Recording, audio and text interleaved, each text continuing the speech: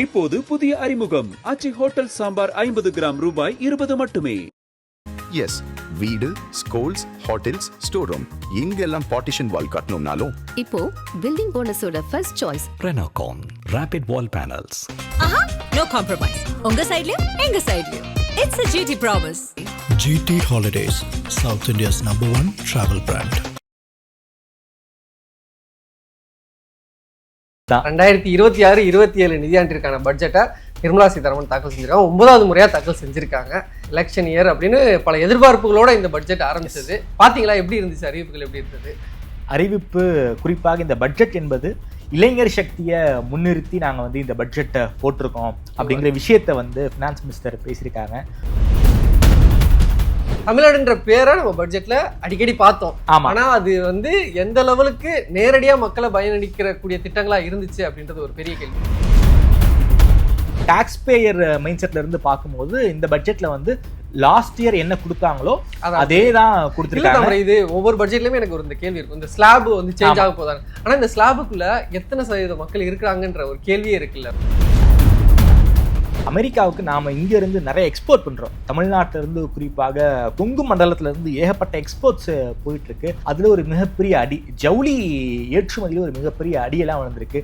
இதெல்லாம் வந்து ரிஃபார்ம் பண்ற விதமாக கவர்மெண்ட் ஏதாவது பண்ணுவாங்கன்னு பார்த்தோம். அதுல வந்து பெருசா இல்லை.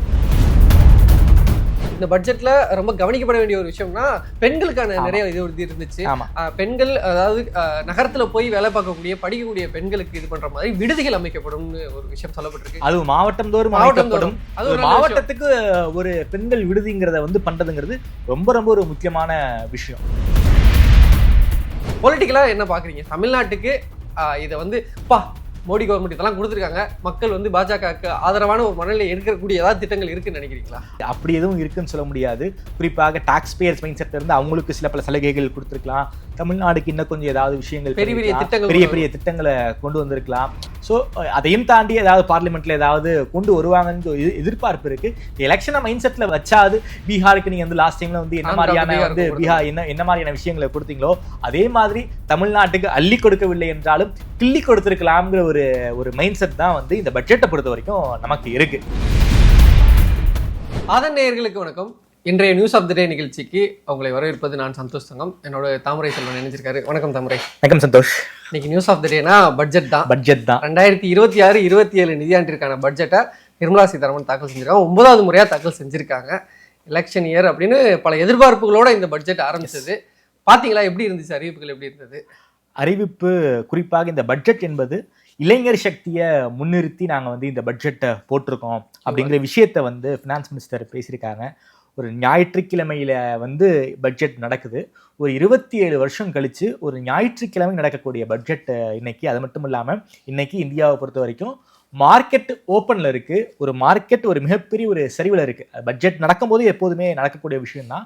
பட்ஜெட் நடக்கும்போது ஒரு 3 நாள் கழிச்சு தான் மார்க்கெட்டில் ரிஃப்ளெக்ட் ஆகும். என்னைக்கு பட்ஜெட் நடந்தாலும் அன்றைக்கி வந்து மார்க்கெட் வந்து ஒரு மிகப்பெரிய டவுன்ஃபாலில் இருக்கும். ஒரு 3 நாள் கழிச்சு தான் ரிஃப்ளெக்ட் ஆகும். இந்த பட்ஜெட் என்பது இளைஞர் சக்தியை அடிப்படையாக கொண்டு பட்ஜெட் போட்டிருக்காங்க. அது மட்டும் இல்லாமல் ஒரு 3 முக்கிய கடமைகள்னு வந்து ஃபினான்ஸ் மினிஸ்டர் சொல்லியிருக்காங்க. நிலையான வளர்ச்சி, மக்களின் எதிர்பார்ப்புகளை நிறைவேற்றுதல், எல்லோருக்கும் எல்லாம், சப்கா சாத் சப்கா விகாஸ் அப்படிங்கிற பிரைம் மினிஸ்டருடைய ஒரு மோட்டோவை மனசுல வச்சுக்கிட்டு இந்த பட்ஜெட்ல போட்டிருக்காங்க. இந்த பட்ஜெட்டுடைய டேக்அவே என்னங்கிறத நீங்க புரிஞ்சுக்கணும். ஃபர்ஸ்ட் என்னன்னா, டேக்அவே வந்து பட்ஜெட் ஆரம்பிக்கிறதுக்கு முன்னாடியே ஆரம்பிச்சிச்சுன்னு நினைக்கிறேன். ஏன்னா முதலமைச்சர் மு.க. ஸ்டாலின் காலையிலேயே ஒரு பதிவு போட்டுறாரு. அதாவது இந்த பட்ஜெட் வந்து தேர்தலை மனசுல வச்சுட்டாவது தமிழ்நாட்டுக்கு அறிவிப்பு இருக்குமா அப்படின்றத தொடங்கி வைக்கிறாரு. ஏன்னா கடந்த பட்ஜெட்ல எல்லாம் பார்த்தோம், இந்த மொத்த பட்ஜெட்ல தமிழ்நாடுன்ற வார்த்தையே இல்லை, ஒரு இடத்துல 2 இடத்துல இருக்கு அப்படின்ற மாதிரியான ஆந்திரா பீகார் பட்ஜெட் அப்படின்ற மாதிரியான லாஸ்ட் எலெக்ஷன் பீகார் சென்ட்ரிக்கான பட்ஜெட்டாக இருந்ததெல்லாம் விமர்சனம் வைக்கப்படுது. ஸோ இந்த வாட்டி தேர்தல் இங்க இருக்கு. தமிழ்நாடு உட்பட 5 மாநிலங்களில் தேர்தல் இருக்கு. அப்ப இந்த மாநிலங்களை குறி வச்சு இந்த பட்ஜெட்ல அறிவிப்புகள் இருக்கும்னு எதிர்பார்க்கப்பட்டது. ஸோ அதை தான் முதலமைச்சரும் கிளைம் பண்ணியிருந்தாரு. கல்விக்கான நிதியை கொடுங்க, ஜல்ஜீவன் திட்டத்துக்கான நிதி கொடுங்க, வரி பகிர்வு ரொம்ப முக்கியமான வரி, அந்த விஷயத்தை 50% கொடுங்க அப்படின்ற மாதிரி. குறிப்பாக இந்த 50% இந்த வரி பகிர்வை கொடுங்கிறத வந்து மு.க. ஸ்டாலின் முதல்முறையா கேட்கல. குஜராத் பிரைம் மினிஸ்டராக நரேந்திர மோடி இருக்கும்போது மாநிலங்களுக்கான வரி பகிர்வை 50% கொடுங்கன்னு கேட்டாரு. 43% இருந்ததை 41% சமீபத்துல தான் வந்து மாத்துனாங்க. ஸோ பல்வேறு இஷ்யூக்கள் இருக்கு, அதையும் தாண்டி வந்து ஒரு 50% கொடுங்கிற ஒரு கோரிக்கையை வந்து தமிழ்நாடு முதலமைச்சர் வச்சிருக்காரு. அது மட்டும் இல்லாம மாநிலங்களுக்கு டாக்ஸ் வரி பகிர்வை கொடுக்கறதுக்கு கிட்டத்தட்ட 1.40 லட்சம் கோடி வரைக்கும் ஒதுக்கி இருப்பதாக தகவல்.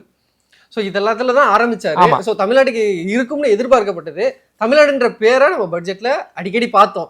ஆனா அது வந்து எந்த லெவலுக்கு நேரடியா மக்களை பயனளிக்கிற கூடிய திட்டங்களா இருந்துச்சு அப்படின்றது ஒரு பெரிய கேள்வி. அது மட்டும் இல்லாம இந்த டாக்ஸ் பேயர் மைண்ட் செட், அதுக்கப்புறம் இந்த ஒவ்வொரு பட்ஜெட்லயும் இதை வந்துருவாங்க. டாக்ஸ் பேயர் மைண்ட் செட்ல இருந்து பார்க்கும்போது இந்த பட்ஜெட்ல வந்து லாஸ்ட் இயர் என்ன கொடுத்தாங்களோ அதே தான் கொடுத்துருக்காங்க. இது ஒவ்வொரு பட்ஜெட்லயுமே எனக்கு ஒரு இந்த கேள்வி இருக்கும், இந்த ஸ்லாப் வந்து சேஞ்ச் ஆக போதாங்க. ஆனா இந்த ஸ்லாபுக்குள்ள எத்தனை சதவீத மக்கள் இருக்கிறாங்கன்ற ஒரு கேள்வியே இருக்குல்ல. 140 கோடி மக்கள் இருக்கக்கூடியதுல அது ரொம்ப ரொம்ப மினிமலா இருக்கக்கூடியது.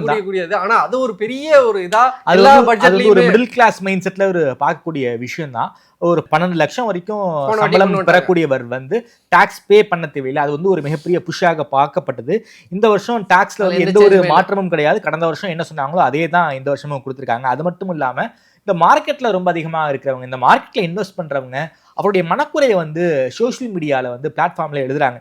குறிப்பாக ஃபியூச்சர்ஸ் அண்ட் ஆப்ஷன்ஸ் ட்ரேடிங்க்கு எஸ்எஸ்டி செக்யூரிட்டி டிரான்சாக்ஷன் டாக்ஸை வந்து ரொம்ப அதிகமாக வச்சிருக்காங்க. ஸோ அது வந்து ஒரு பெரிய ஒரு பிரச்சனையாக வந்து பார்க்கப்படுது. அதுக்கப்புறம் வந்து குறிப்பாக டாக்ஸ் பேயர்ஸுக்கு எந்த ஒரு ரிலீஃபும் வந்து இந்த வந்து இதில் கிடையாது.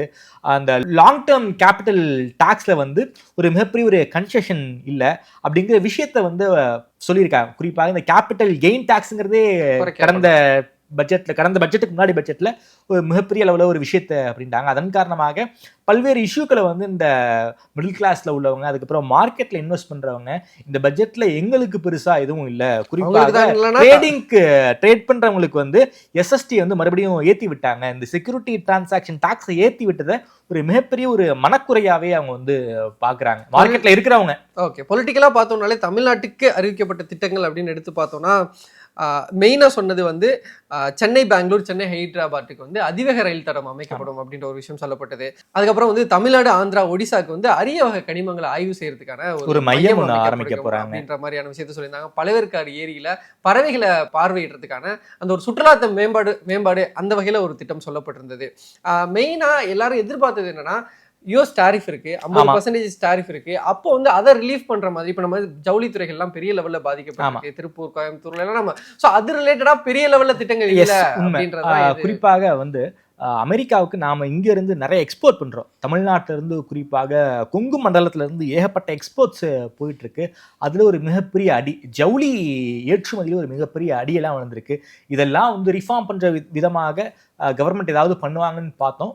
அதுல வந்து பெருசா இல்லை. அது மட்டும் இல்லாம இந்த டாக்ஸ் காரணமாக ஜிடிபியில ஒரு மிகப்பெரிய கொஞ்சம் ஃப்ராக்ஷன்ஸை வந்து மாற்றம் வருவதற்கு வாய்ப்பு இருக்குது. அது மட்டும் இல்லாமல் நாம் வந்து வேர்ல்ட் பேங்க் அதே போல் வந்து உலக வங்கி இவங்கெல்லாம் உலக வங்கி அதே போல் வந்து IMF இவங்களும் வந்து இந்த பொருளாதார வளர்ச்சியில் வந்து கொஞ்சம் தேக்கமடைய வாய்ப்பு இருக்குது அப்படிங்கிற விஷயத்த வந்து அவங்களும் சொல்லியிருக்காங்க. அதே போல் வந்து இந்தியன் கவர்மெண்ட்டும் அதை வந்து ஒத்துக்கிட்டு இருக்காங்க. இதுக்கு மிக முக்கியமான காரணம் வந்து இந்த வந்து யூஎஸ் டாரிஃப் வந்து ஒரு மிகப்பெரிய அடி.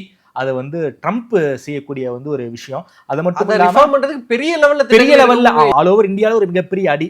நமக்கு எந்த அளவுக்கு அடி இருக்கோ அதே மாதிரி வந்து மகாராஷ்டிராவுக்கு மிகப்பெரிய அடி, குஜராத்துக்கு மிகப்பெரிய அடி, கர்நாடகாவுக்கு ஒரு மிகப்பெரிய அடி. இவங்க தான் வந்து மிகப்பெரிய எக்ஸ்போர்ட் பண்றாங்க. இதை பத்தி அவங்க வந்து கன்சர்ன் பண்ணியிருக்கணும். குறிப்பாக MSMEக்கு வந்து 10,000 கோடி நிதி ஒதுக்கி இருக்காங்க. அது மட்டும் இல்லாம செமிகண்டக்டர் அதுக்கு ஒரு 40,000 கோடி நிதி ஒதுக்கி இருக்காங்க. செமிகண்டக்டருக்கு தான் இந்த வருஷம் வந்து அதிக அளவில் நிதி ஒதுக்கி இருக்காங்கன்னு நினைக்கிறேன். ஏன்னா செமிகண்டக்டர் என்பது ஒரு வளர்ந்து வரக்கூடிய ஒரு விஷயம், டெக்னாலஜி. ஸோ அதுக்கு வந்து ஒரு மிகப்பெரிய அளவில் வந்து ஃபண்டு கொடுத்துருக்காங்க. அது வந்து குஜராத்தில் நிறைய மேம்பாடுகள் பண்ணிக்கிட்டு இருக்காங்க. குஜராத்தில் நிறைய செமிகண்டக்டர் இண்டஸ்ட்ரி வந்துகிட்டு இருக்கு. தமிழ்நாடும் அதுக்கு வந்து ட்ரை பண்ணிக்கிட்டு இருக்காங்க. அதே போல தமிழ்நாட்டுக்கு போட்டியாளரான ஆந்திராவிலையும் செமிகண்டக்டர்ஸுக்கான ஒரு விஷயம் வந்து மிகப்பெரிய அளவில் பண்ணிக்கிட்டு இருக்காங்க. டேட்டா சென்டர்ஸ் அமைப்பதற்கு வந்து ஒரு மிகப்பெரிய விஷயம் எல்லாம் வந்து இந்த பட்ஜெட்ல கொடுத்துருக்காங்க. இது முக்கியமான விஷயம். குறிப்பாக டிஃபென்ஸுக்கு வந்து பெருசா ஒதுக்கல தனியா சொல்லல. சொல்லலைங்கிற ஒரு விஷயம் இருக்கு. அது போடுவாங்க, பிற்காலத்துல அது வரும், நாம எதிர்பார்க்கலாம். இப்பதான் என்னன்னா பட்ஜெட்ல அறிவிக்கப்படுறதை தாண்டி இந்த 110 விதியின் கீழ தனியா அறிவிச்சிருப்பாங்கல்ல முதலமைச்சர் ஜெயலலிதா இருந்தப்போ அந்த துறை அமைச்சர்கள் தாண்டி 110லயே அறிவிச்சாங்க. இப்போ பட்ஜெட்டை தாண்டி அப்பப்போ நிறைய அறிவிப்புகள் வந்துகிட்டு இருக்கு. அதனால வந்து இதுல வந்து அவங்க வந்து சேர்க்கலையோங்கிற ஒரு கேள்வி இருக்கு. அது மட்டும் இல்லாம இந்த ரயில்வேஸை பொறுத்த வரைக்கும் தமிழ்நாட்டில் ஏகப்பட்ட நிறைவேற்றாத திட்டம் நிறையவே இருக்கு. எனக்கு நினைவு தெரிஞ்சு, நான் எம் பேசிங் ஃப்ரம் டெல்டா, தஞ்சாவூர்காரன். அரியலூர் தஞ்சாவூருக்கு இடையே வந்து ஒரு ரயில் பாதை போடணும், தஞ்சாவூர் பட்டுக்கோட்டைக்கு இடையே வந்து ரயில் பாதை போடணும், மெயின் லைன், அதாவது திருச்சி டு அந்த விழுப்புரம் இருக்குல்ல, தஞ்சாவூர் வழியாக போறக்கூடிய லைன் தான் மெயின் லைன் சொல்லுவாங்க. அந்த மெயின் லைன்ல வந்து இன்னொரு தண்டவாளம் போடணும், இரட்டை தண்டவாளம் போடணுங்கிற ஒரு கோரிக்கை வந்து நான் 10வது படிக்கிறதுல இருந்தே அந்த கோரிக்கையில நான் கேட்டுக்கிட்டே இருக்கேன். இன்னைக்கு வரைக்கும் அதுக்கான வந்து ஒரு விடிவு காலம் என்பது பிறக்கவே இல்லை. மகாமகத்தை காரணமாக வச்சு அந்த மெயின் லைன்ல ஒரு இரட்டை இன்னொரு தண்டவாளம் போட போறாங்க. அது மகாமகத்துக்காக போட போறாங்க. அப்படி போட்டாங்கன்னா இந்த மெயின் லைன்ல நிறைய ட்ரெயின் வரும். ஃபார் எக்ஸாம்பிள், மெயின் லைன்ல ஒரே சென்னைக்கு வரக்கூடிய ஒரே ட்ரெயின் வந்து சோழன் சூப்பர் ஃபாஸ்ட். அது சோழன் சூப்பர் ஃபாஸ்ட்லாம் சொல்ல முடியாது, அது super fast Cholan super fast எக்ஸ்பிரஸ்னு சொல்லுவாங்க. அது வந்து சூப்பர் ஃபாஸ்ட் பேசஞ்சர் ட்ரெயின். ஒரு 8 மணி நேரம் ஆகும் திருச்சியில இருந்து சென்னை வரதுக்கு. ஸோ இன்னொரு ட்ராக் போட்டாங்க, இன்னொரு ட்ரெயின்ஸ் நிறைய போவதற்கு வாய்ப்பு இருக்கு. ட்ரெயினுடைய வேகத்தை அதிகப்படுத்தலாங்கிற இந்த மாதிரி விஷயங்கள் நிறைய இருக்கு. அது மட்டும் இல்லாம இன்னொரு கனெக்டிவிட்டி, சென்னை டு மகாபலிபுரம், அங்க ஒரு லைன், ட்ரெயின் லைனுக்கு வந்து ரொம்ப நாளாக வந்து தமிழ்நாடு மக்கள் எதிர்பார்த்துக்கிட்டு இருக்காங்க. அது வந்து விழுப்புரம் வரைக்கும் எக்ஸ்டெண்ட் பண்ணாங்கன்னு வச்சுக்கோங்களேன். அது வந்து இன்னொரு மிகப்பெரிய வந்து ஒரு காரிடாராக உருவாகும். ஸோ இந்த மாதிரியான விஷயங்களை வந்து தமிழ்நாடு டெல்டா தொடர்புடைய ஒரு ரயில் அது சொல்லியிருந்தாங்க. அது மட்டும் இல்லாம மதுரை கோயம்புத்தூர்ல ஒரு மெட்ரோ எதிர்பார்ப்பு இருந்தது, அதுக்கான அறிவிப்புகள். ஸோ இதெல்லாம் சிஎம் கூட கேட்டிருந்தாங்க. ஆனா அந்ததுக்கான எந்த அறிவிப்புகளும் இல்லாம சென்னை பெங்களூர், சென்னை ஹைதராபாத்துக்கு அதாவது அதிவேகம், தொழில்நுட்பம், சிறந்த ரயில், அந்த மாதிரி தான் இவங்களோட இந்த அரசோட இதெல்லாமே இருக்கும் அப்படின்ற மாதிரியான ஒரு கேள்வி. குறிப்பாக இந்த ரயில்வே சார்ந்து தமிழ்நாட்டில் ஏகப்பட்ட திட்டங்கள் நிறைவேற்றுவதற்கு இருக்கு. அப்படி பண்ணாங்கன்னா அது தொழில் ரீதியாகவும் சரி, ரயில்வேக்கும் ஒரு மிகப்பெரிய, ஆல் இந்தியாவை பொறுத்த வரைக்கும் தமிழ்நாடு இந்த சதன் ரயில்வேஸ் வந்து ஒரு மிகப்பெரிய கான்ட்ரிபியூட் பண்ணிக்கிட்டு இருக்காங்க. சோ அந்த சதன் ரயில்வேஸ் வந்து ஒதுக்கப்படுதுங்கிற ஒரு வந்து விஷயம் வந்து மக்கள் மத்தியில இருக்கு, ஒரு பயணிகள் மத்தியில இருக்கு. நாட் ஓன்லி டெல்டா, நீங்க டீப் சவுத் போனீங்கன்னு வச்சுக்கோங்க, அங்கேயும் வந்து ரயில்வேல ஏகப்பட்ட பிரச்சனை இருக்கு. வட மாவட்டங்களையும் ஒரு மிகப்பெரிய பிரச்சனை இருக்கு. இந்த ஒருங்கிணைந்து இந்த ரயில்வேஸ்க்கு வந்து சென்ட்ரல் கவர்மெண்ட் வந்து ட்ரை பண்ணாங்கன்னா ஒரு மிகப்பெரிய ஒரு வளர்ச்சி. அதே போல வந்து நேஷனல் ஹைவேஸ்க்கு வந்து ரொம்ப அளவுக்கு இம்பார்ட்டன்ஸ் கொடுத்துட்டு இருக்காங்க. ஒரு மற்ற கவர்மெண்ட்டை கம்பேர் பண்ண போது மோடி கவர்மெண்ட் வந்து நேஷனல் ஹைவேஸ்க்கு வந்து ஒரு மிகப்பெரிய அளவில் வந்து ஃபண்ட்ஸ் கொடுத்து ஏகப்பட்ட ரோட்ஸ் போட்டுக்கிட்டே இருக்காங்க.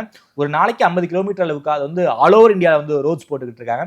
ஸோ ஹைவேஸ்க்கு எந்த அளவுக்கு இம்பார்ட்டன்ஸ் கொடுக்குறாங்களோ அதே மாதிரி ரயில்வேஸ், ஏன்னா சாமானிய மக்கள் யூஸ் பண்றாங்க, அதுக்கு வந்து அவங்க கொடுக்கணும். அது மட்டும் இல்லாமல் பல்வேறு இன்ஃப்ராஸ்ட்ரக்சர்ஸ் வந்து நம்ம எதிர்பார்க்கலாம் நினைக்கிறேன் இந்த பட்ஜெட்ல. முக்கியமா இந்த பட்ஜெட்ல ரொம்ப கவனிக்கப்பட வேண்டிய ஒரு விஷயம்னா பெண்களுக்கான நிறைய இது இருந்துச்சு. பெண்கள், அதாவது நகரத்துல போய் வேலை பார்க்கக்கூடிய படிக்கக்கூடிய பெண்களுக்கு இது பண்ற மாதிரி விடுதிகள் அமைக்கப்படும் ஒரு விஷயம் சொல்லப்பட்டிருக்கு. அது மாவட்டம் தோறும் அமைக்கப்படும். அது வந்து தோழி விடுதியை வந்து இன்ஸ்பிரேஷனாக வச்சுக்கிட்டு பண்ணியிருக்காங்கிற ஒரு விஷயமும் பார்க்கப்படுது. அது தோழி விடுதி இன்ஸ்பிரேஷனோ இல்லையோ, ஒரு மாவட்டத்துக்கு ஒரு பெண்கள் விடுதிங்கிறத வந்து பண்றதுங்கிறது ரொம்ப ரொம்ப ஒரு முக்கியமான விஷயம். அதே மாதிரி ஷீ மார்ட் அப்படின்னு வந்துட்டு அந்த பெண் தொழில் முனைவோர்களுக்கு அந்த மாதிரியான ஒரு நிதி பகிர்வும் கொடுக்கப்பட்டிருக்கு. ஸோ இதுல பெண்களுக்கான முக்கியத்துவம் இதுல ஓரளவுக்கு இருக்கு அப்படின்றது பார்க்க முடியுது இந்த பட்ஜெட்டை பொறுத்த வரைக்கும். ஸோ பொலிட்டிக்கலா என்ன பாக்குறீங்க? தமிழ்நாட்டுக்கு இதை வந்து மோடி கவர்மெண்ட் இதெல்லாம் கொடுத்துருக்காங்க, மக்கள் வந்து பாஜகவுக்கு ஆதரவான ஒரு மனநிலை எடுக்கக்கூடிய ஏதாவது திட்டங்கள் இருக்குன்னு நினைக்கிறீங்களா? அப்படி எதுவும் இருக்குன்னு சொல்ல முடியாது. குறிப்பாக டாக்ஸ் பேயர்ஸ் மைண்ட் செட்ல இருந்து அவங்களுக்கு சில பல சலுகைகள் கொடுத்துருக்கலாம். தமிழ்நாடுக்கு இன்னும் கொஞ்சம் ஏதாவது விஷயங்கள், பெரிய பெரிய திட்டங்களை கொண்டு வந்திருக்கலாம். ஸோ அதையும் தாண்டி ஏதாவது பார்லிமெண்ட்ல ஏதாவது கொண்டு வருவாங்கன்னு எதிர்பார்ப்பு இருக்கு. எலெக்ஷனை மைண்ட் செட்ல வச்சாது பீகாருக்கு நீங்க வந்து லாஸ்ட் டைம்ல வந்து என்ன மாதிரியான வந்து பீகார் என்ன மாதிரியான விஷயங்களை கொடுத்தீங்களோ அதே மாதிரி தமிழ்நாட்டுக்கு அள்ளி கொடுக்கவில்லை என்றாலும் கிள்ளி கொடுத்திருக்கலாம்ங்கிற ஒரு மைண்ட் செட் தான் வந்து இந்த பட்ஜெட்டை பொறுத்த வரைக்கும் நமக்கு இருக்கு. ஓகே தாமரை, இதுல கடைசியா ஒரே ஒரு விஷயம், கடன் அப்படின்றதையும் சொல்லியிருக்காங்க. 16 லட்சம் கோடி கடன் வாங்க திட்டமிட்டிருக்கப்பட்டதா சொல்லியிருக்காங்க. ஏன்னா தமிழ்நாடு மேல ஒரு மிகப்பெரிய குற்றச்சாட்டு கடன் தான் வைக்கப்படும். ஆனா அவங்களுமே 16 லட்சம். சோ இது வந்து கடன்றது அப்படி நேரடியா பார்க்க தேவையில்லை. உங்களோட ஜிடிபி லெவலுக்குள்ள உங்களுக்கு அதாவது வகுக்கப்பட்ட அளவுக்குள்ள கடன் வாங்குறது தப்பு இல்லைன்றதுதான் இது தமிழ்நாட்டுடைய ஸ்டாண்டு. சோ அது வந்து எந்த ஒரு நாடாக இருந்தாலும் எந்த ஒரு மாநிலமாக இருந்தாலும் கடன் இல்லாம இருக்க முடியாது. அதை எப்படி வைஸா செலவு பண்றாங்க, எப்படி இன்ஃப்ராஸ்ட்ரக்சர்ல செலவு பண்றாங்க, மக்களுக்கு எப்படி கொடுக்குறாங்கிற விஷயத்தை வச்சு தான் நம்மளால பார்க்க முடியும். ஸோ ஓகே, இந்த பட்ஜெட் அறிவிப்புகள் என்ன மாதிரியான தாக்கத்தை ஏற்படுத்த போகுது மக்களுக்காக இருந்தாலும் சரி தேர்தலையும் அப்படின்றத நம்ம வரக்கூடிய காலங்களில் பார்க்கலாம். நன்றி தவிர. நன்றி சந்தோஷ்.